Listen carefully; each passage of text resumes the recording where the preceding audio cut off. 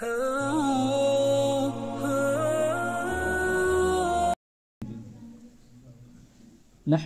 ونصلي على رسوله الكريم أما بعد فأعوذ بالله من الشيطان الرجيم بسم الله الرحمن الرحيم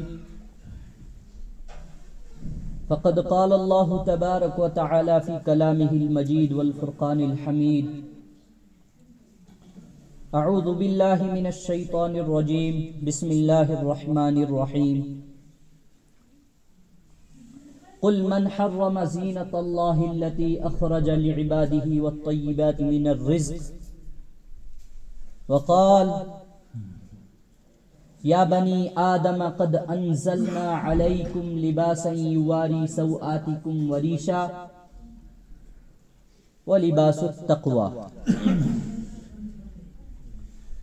أو كما قال عليه الصلاة والتسليم صدق الله مولانا العظيم وصدق رسوله النبي الكريم ونحن على ذلك من الشاهدين وشاكرين والحمد لله رب العالمين.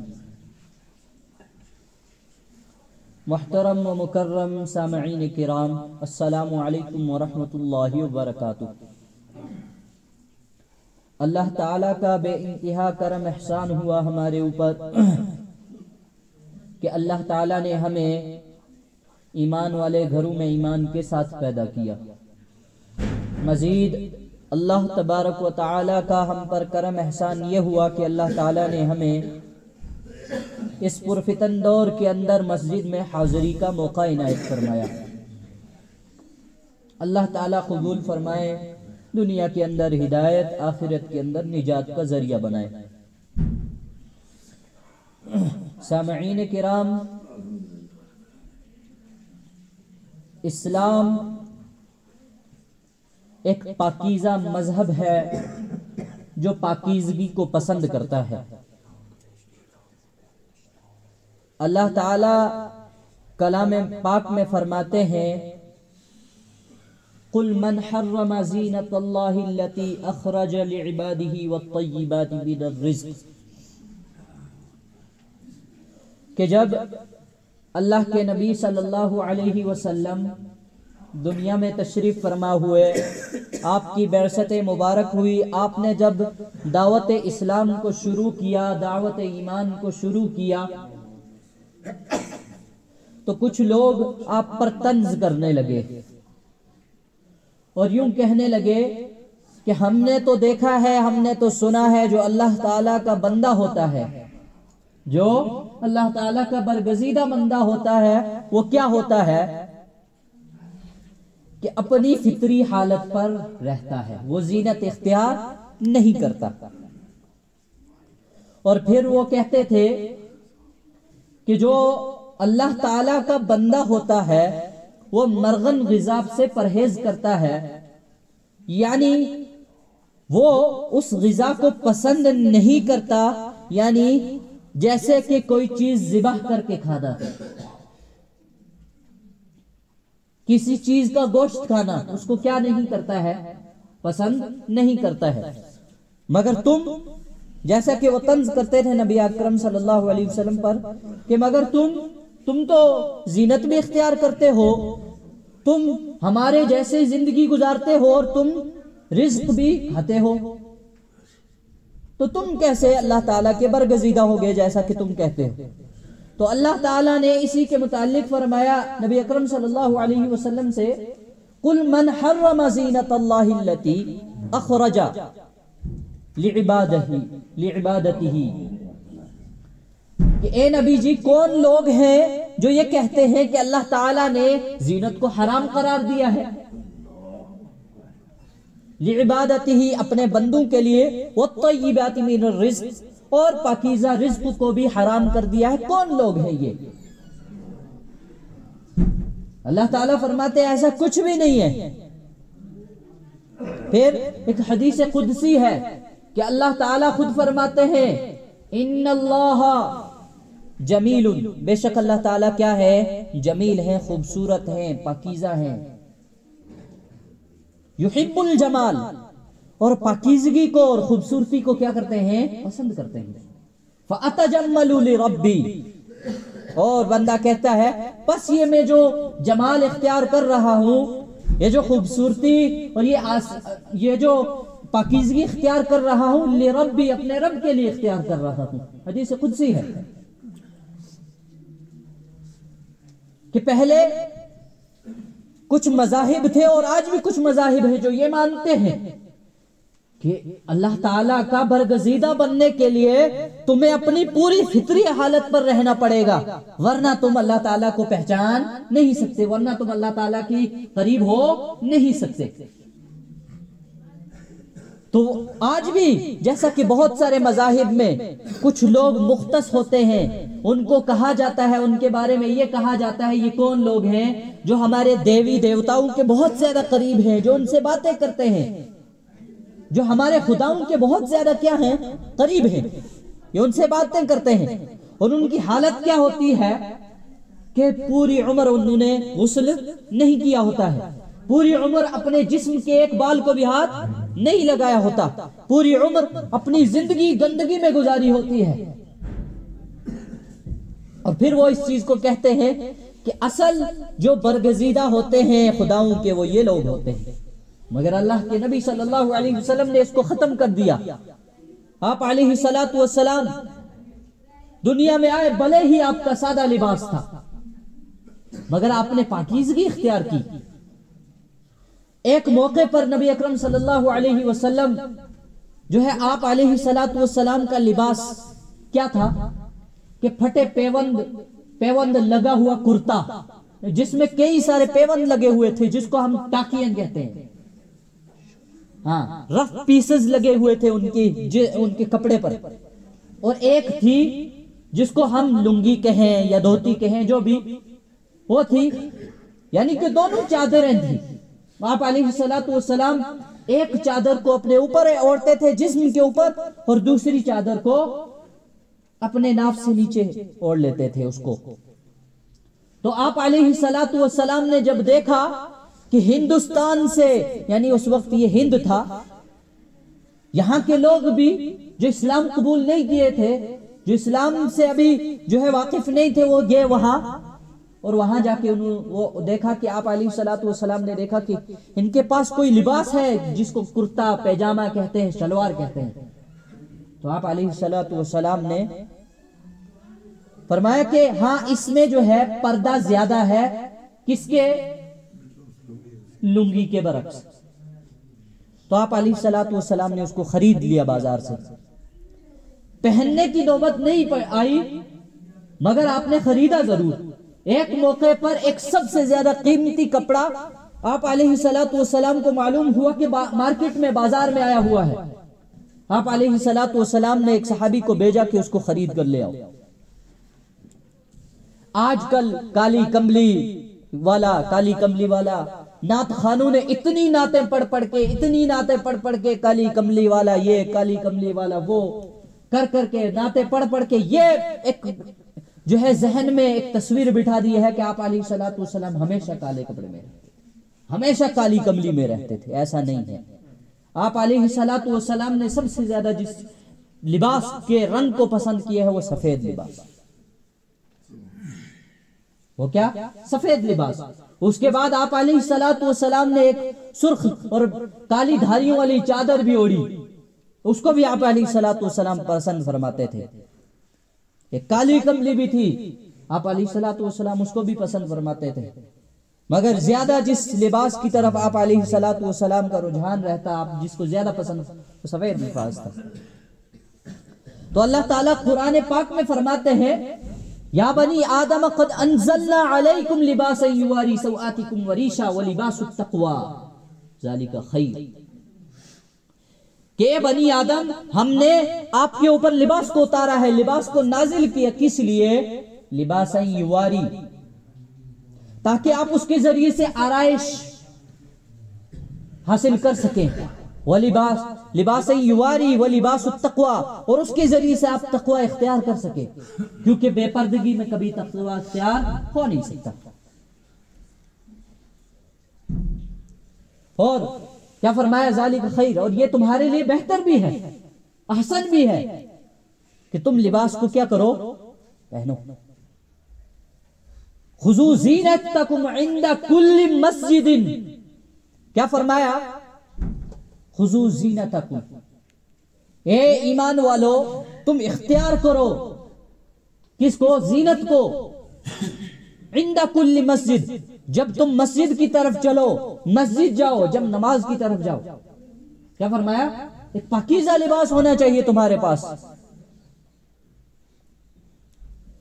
کہ اللہ تعالیٰ ایک اور حدیث قدسی ہے، فرمایا ان اللہ یحب یرا اثر نعمت علی عبدہ، کہ بے شک اللہ تعالیٰ پسند کرتے ہیں کہ میرے بندے اپنی نعمتیں جو ہم نے ان کو عطا کی ہیں اس کا اظہار کریں. قیمتی لباس پہننے سے اسلام نے منافی نہیں کیا، اسلام نے منع نہیں کیا. قیمتی لباس اسلام کے منافی نہیں ہے. عمدہ لباس، پاکیزہ لباس اسلام ایسا نہیں کہ ناپسند کرتا ہے، مگر حدود قائم کیے. کیا کیے؟ حدود قائم کیے کہ آپ کی زیب، آپ کی زینت، آپ کی آرائش، آپ کی زیبائش سب اسلام کی حدود میں ہونی چاہیے. بس آج معاملہ یہ ہے کہ جب کہیں اسلام میں پردے کی بات آتی ہے تو ہر نوجوان مرد اور عورت، ہر نوجوان لڑکی لڑکا یہ سمجھنے لگ جاتے ہیں کہ اب آئی ہماری جو ہے اس لباس کے اوپر شہمت. جہاں بھی پردے کا نام ہوا تو مرد کیا سمجھے کہ اب ہمیں کرتا پیجامہ پہننا ہے، ہمیں اب کیا کرنا ہے، ڈھیلا ڈھالا کپڑا پہننا ہے، اب ہمیں جو ہے یہ جو ہم پینٹ شرٹ ٹراؤزر یہ پہنتے ہیں اپر لوور، اس کو کیا کرنا ہے، بس ختم ہو گیا. اسلام تو یہی منع کر دیا. ایسا نہیں ہے.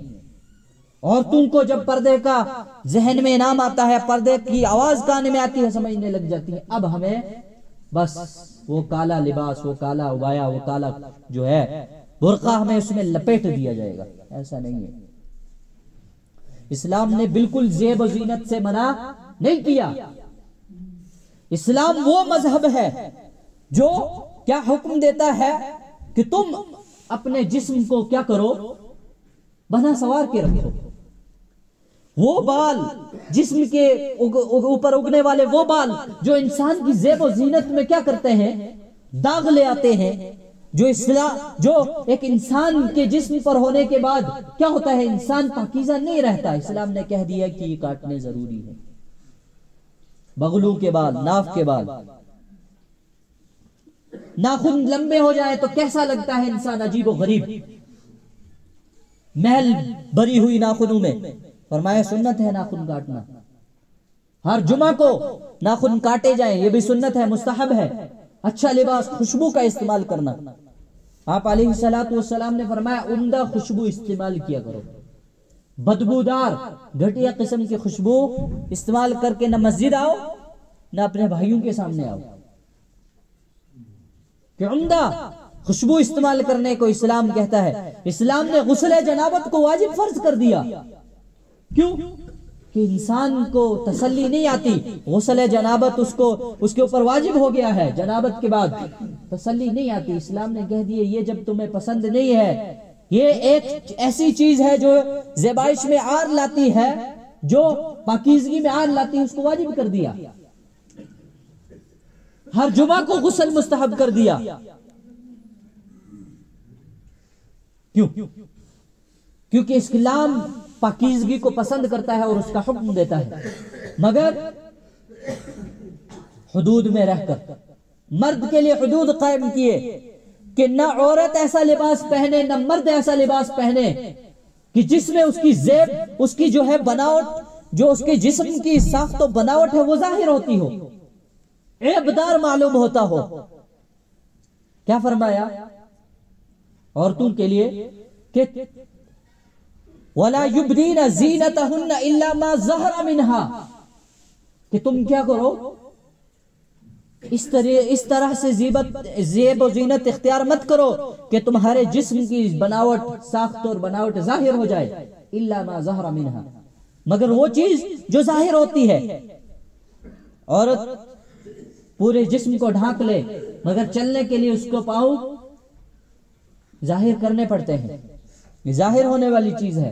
ہاتھ ظاہر ہو جاتے ہیں کیونکہ اس کو بھی کام کاج کرنا ہے، تو اس کے لیے ہاتھوں کا کیا ہونا، برہنو ہونا ضروری ہے کہ فطری ضرورت پڑ گئی، فرمایا الا ما ظہر منہا، وہ چیز جو خود بخود ظاہر ہو جائے اس کو چھوڑ دو۔ ہاتھ، پاؤں، سانس لینے کے لیے چہرے کا کھلا ہونا، دیکھنے کے لیے آنکھوں کا کیا ہونا؟ کھلا ہونا، آنکھوں کے سامنے پردہ نہ ہونا، یہ چیزیں وہ ہیں جو فطری طور پر ظاہر ہو جاتی ہیں۔ فرمایا ایسا نہیں۔ وَلَا يَضْرِبْنَ بِأَرْجُلِهِنَّ لِيُعْلَمَ مَا يُخْفِينَ مِن زِينَتِهِنَّ، کیا فرمایا عورت کے لیے کہ تم کیا کرو کہ جب تم ایسی زینت اور زیب و زینت اختیار کر کے مارکیٹ میں، بازاروں میں مت جاؤ، اور جب بازار میں چلو، جب باہر چلو تو اتنے زور زور سے پاؤں زمین پر مت مارو کہ تمہاری طرف کیا ہو جائے؟ دوسرے لوگ مائل ہو جائیں، ان کی توجہ تمہاری طرف ہو جائے۔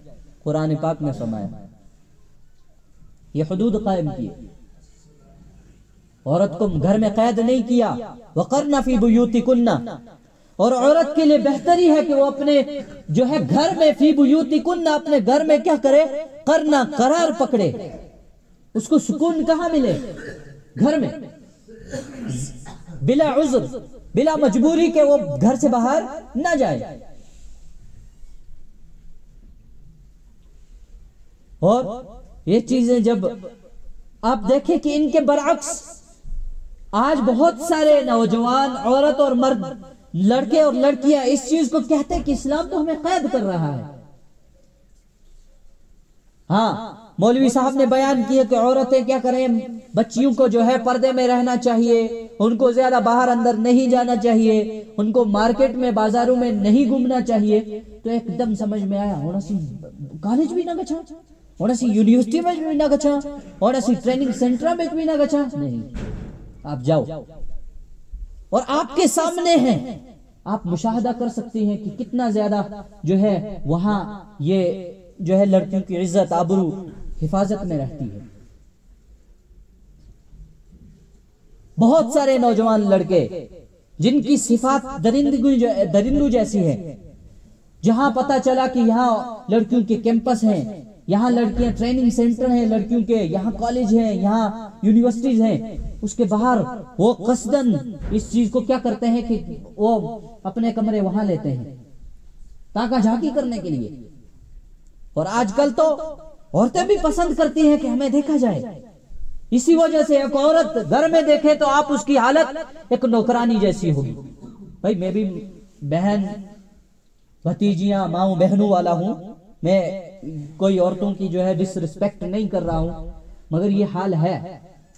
گھروں میں عورت کو دیکھو تو پتہ چلتا ہے کہ نوکرانی ہے، ایسے جھولے جالے انداز میں، اور وہی عورت اس کو پتہ چلے شادی میں جانا ہے، مارکیٹ میں جانا ہے، فوراً۔ کیا وجہ ہے؟ کیونکہ خود اپنا آپ ظاہر کرنا چاہتی ہے دوسرے مردوں کے پاس۔ اللہ کے نبی صلی اللہ علیہ وسلم نے لعنت فرمائی ایسی عورتوں پر جو اپنی زینت اس لیے اختیار کریں کہ دوسرے لوگ ان کو دیکھیں۔ زینت اختیار کرنے سے منع نہیں کیا عورت کو اسلام نے، اسلام نے مرد کے لیے ریشم کا لباس حرام قرار دیا، اور عورت کے لیے عمدہ چیز کیا کی کہ عورت کے لیے یہ ریشمی لباس عمدہ ہے۔ مرد مہندی لگائے تو مکروہ تحریمی، عورت کا مہندی لگانا مستحب۔ مرد سونا پہن لے تو حرام، عورت کا پہننا مستحب۔ مرد کا جو ہے کانوں کو، ناک کو سوراخ کر کے ان میں زیور لٹکانا حرام، اور عورتوں کے لیے مستحب۔ کیا چیز ہے؟ مگر یہ جس کو کہتے ہیں مسکنسپشن، غلط فہمی لوگوں کے اندر آ گئی ہے کہ اسلام نے عورتوں کو بالکل گائے بنا کر رکھ دیا ہے، نہ یہ پڑھے گی، نہ یہ کمائے گی، نہ کچھ۔ ایسا نہیں ہے۔ میں پہلے بھی ایک بیان میں عرض کر چکا کہ اسلام نے منع نہیں کیا عورت کو باہر جانے سے، اسلام نے عورت کی تجارت کو حرام نہیں کیا، عورت کی کمائی کو حرام نہیں کیا۔ ہاں کچھ لوگ ہیں مارکیٹ میں جو کہتے ہیں اس چیز کو مانتے ہیں، پر اسلام ایسا نہیں، کیونکہ نبی اکرم صلی اللہ علیہ وسلم کو سب سے زیادہ آپ کے اسلام کو دوسروں تک پہنچانے میں، اشاعت کرنے میں سب سے زیادہ جو تقویت بھی ملی وہ کس کی وجہ سے ملی؟ حضرت خدیجہ الکبریٰ رضی اللہ عنہا۔ اور آپ علیہ الصلوۃ والسلام بچپن ہی سے نبی تھے، مگر آپ علیہ الصلوۃ والسلام کو نبوت اور دعوت دوسرے لوگوں تک یہ حکم الہی پہنچانے کا جو حکم ہوا وہ کب ہوا؟ 40 سال کی عمر میں۔ آپ علیہ الصلوۃ والسلام کا نکاح خدیجۃ الکبریٰ رضی اللہ عنہا سے پہلے ہو گیا 25 سال کی عمر میں، تو آپ اس کے بعد بھی خدیجۃ الکبریٰ رضی اللہ عنہا کیا کرتی رہی؟ تجارت کرتی رہی۔ آپ علیہ الصلوۃ والسلام نے منع نہیں کیا۔ جب اسلام واضح طور میں آپ علیہ الصلوۃ والسلام کے اوپر قرآن نازل ہونے لگا 40 سال کے بعد، آپ کے اوپر وحی آنے لگی، تو اسلام میں پردے کا حکم ہوا، اسلام میں عورتوں کے باہر کے زیب و زینت پر تنقید کی گئی کہ یہ دوسرے مردوں کے لیے زیب و زینت اختیار نہ کرے۔ خدیجۃ الکبریٰ رضی اللہ عنہا نے بالکل محسوس کیا اور آپ علیہ الصلوۃ والسلام سے فرمایا میرا تمام مال کیا ہے؟ آپ کا ہو گیا، آپ رکھیں۔ آپ علیہ الصلوۃ والسلام نے فرمایا نہیں، تم چاہو اپنے اوپر خرچ کرو، تم چاہو اس کو صدقہ کر دو۔ تو خدیجۃ الکبریٰ رضی اللہ عنہا نے اپنے مال کا 99% حصہ کیا کر دیا؟ صدقہ کر دیا۔ کہیں نہیں ملتا ہے کہ آپ نے فرمایا ہو کہ عورت کی کمائی حرام ہے۔ عورتیں تو جنگ و قتال میں گئی، عورتوں نے تجارت کی، عورتوں نے مردوں کے حوصلہ افزائی کے لیے جو ہے جنگوں میں شرکت کی، مگر آج نہیں۔ آج معاشرے کی حالت آپ کے سامنے ہے کہ کس طرح معاشرے میں درندگی پھیلتی جا رہی ہے، کس طرح ہماری نظروں کے اوپر جو ہے وہ پاکیزگی، وہ حیا اور پاک دامنی والا پردہ ہٹ چکا ہے۔ ہم عورت کو ننگا کر کے دیکھنا چاہتے ہیں، عورت ہونا بھی چاہتی ہے، مگر اس کے نقصانات کتنے ہیں یہ یورپین کنٹریز میں دیکھے جا سکتے ہیں۔ آپ علیہ الصلوۃ والسلام نے 1400 برس پہلے فرمایا کہ ایک کپڑے میں 2 مردوں کا، ایک کپڑے میں 2 عورتوں کا جمع ہونا جائز نہیں ہے، بالکل درست نہیں ہے۔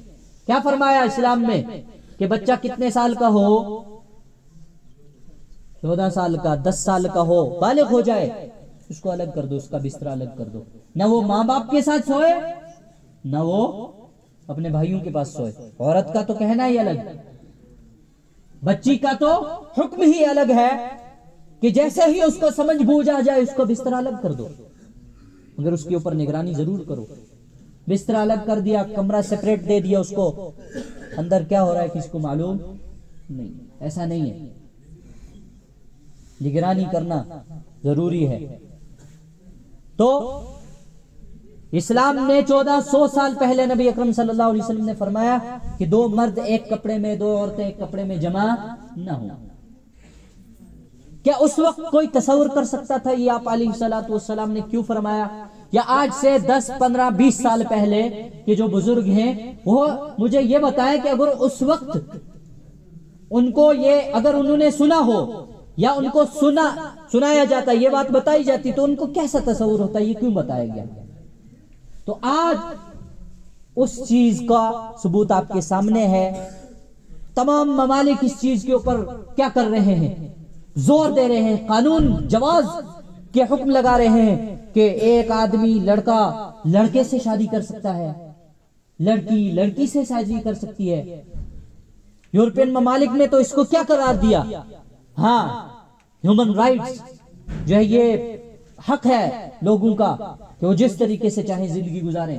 ہزاروں لاکھوں کی تعداد میں لڑکے لڑکوں کے ساتھ زندگی گزار رہے ہیں، مرد مردوں کے ساتھ زندگی گزار رہے ہیں۔ عورتوں کی جو ہے وہ خواہش ان کے اندر سے ختم کر دی گئی ہے، ان کے جو ہے اندر کے ہارمون سیلز چینج کر دیے جاتے ہیں کہ ان کے اندر وہ خواہش پیدا نہ ہو، اس صرف مردوں کی طرف کیا ہو جائے، مائل ہو جائے۔